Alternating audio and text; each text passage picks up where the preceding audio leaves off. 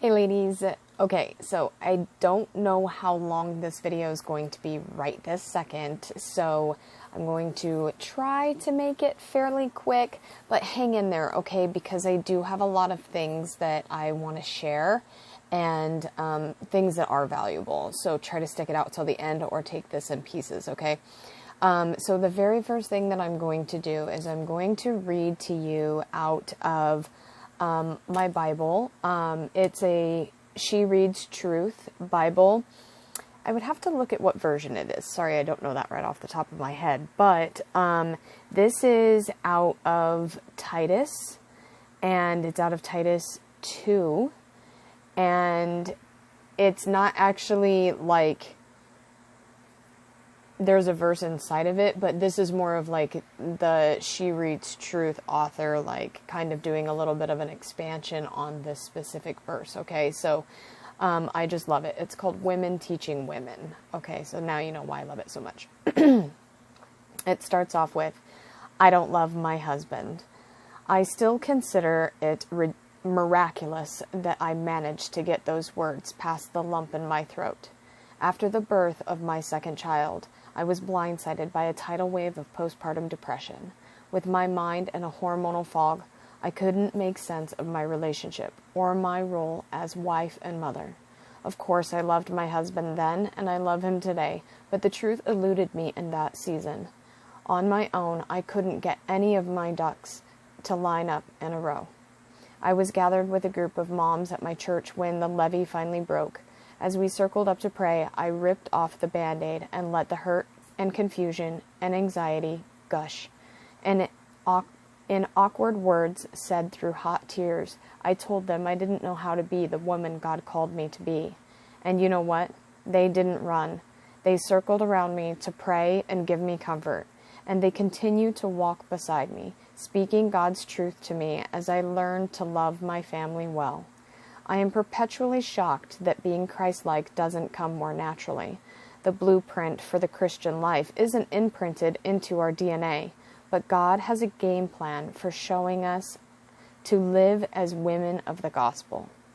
In the same way, older women are to be reverent in behavior. They are to teach what is good, so they may encourage the young women to love their husbands and to love their children, to be self-controlled, pure, homemakers, kind, and in submission to their husbands, so that God's word will not be slandered. Titus 2, verse 3 through 5. In that season of postpartum depression, this message was like a lifeline in my struggles. Loving my husband, loving my children, being self-controlled, having pure thoughts, caring for my home, being kind and submissive. These aren't things we inherently know. According to God's word, these virtues must be taught. And who should be our teachers? Other women. Women who have walked the path of faith ahead of us and can turn and say, follow me as I follow Jesus. And here's the other side of that coin. Other women need us. No matter how many candles we will blow out at our next birthday, we are younger than someone and we are older than someone. That puts us each in the perfect position to learn from the example of older Christian women and to be intentionally disciple the generations behind us.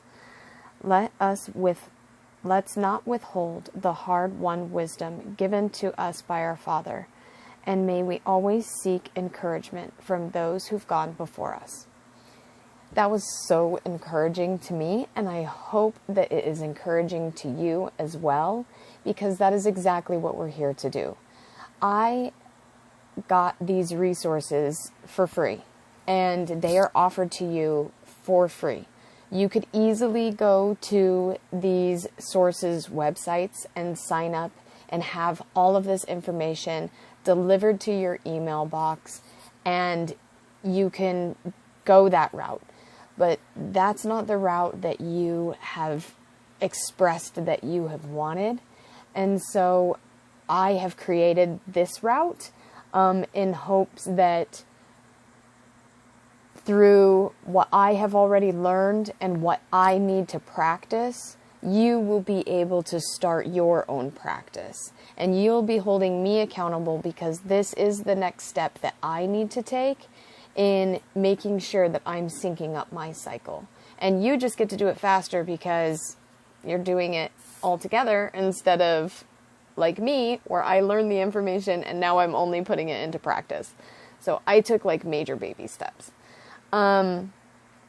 So let's get into like what you are going to need as far as like paperwork. Okay, because I had you download the Shred Guide and I had you download the Vibrant Living program handbook.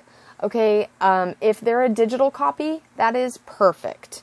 You don't really need a hands-on copy per se, but the Shred Guide is helpful to have a hand copy of.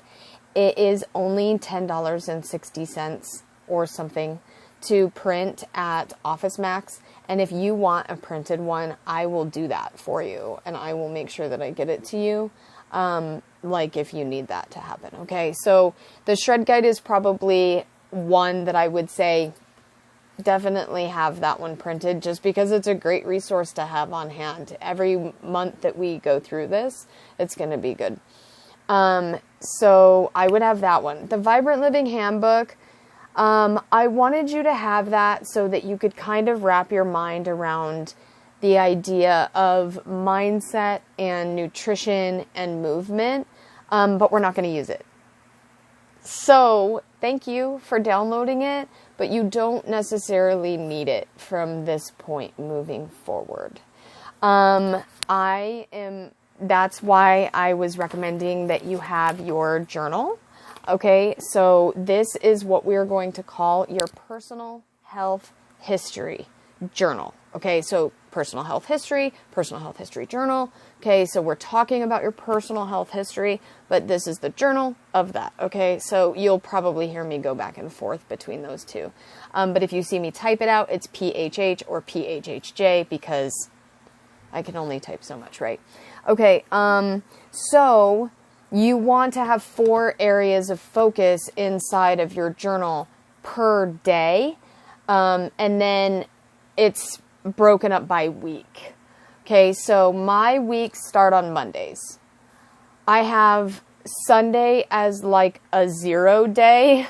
So my day, gosh, this is Kate brain. If you have not experienced it before, welcome to Kate brain. But like Sunday is kind of like my rest day, right? It's my Sabbath day. So I generally just take it real easy. I lay in bed a lot. I write a lot of notes. I prepare myself. I try to eat leftovers and clean out my refrigerator and do stuff like that and make sure that I know what I'm getting myself into.